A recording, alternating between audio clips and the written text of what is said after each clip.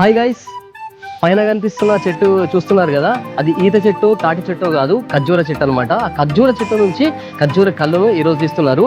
మనం కూడా first time try చేస్తున్నాము, ఎట్లుంటుందో మీకు కూడా చూపిస్తా, వచ్చేయండి.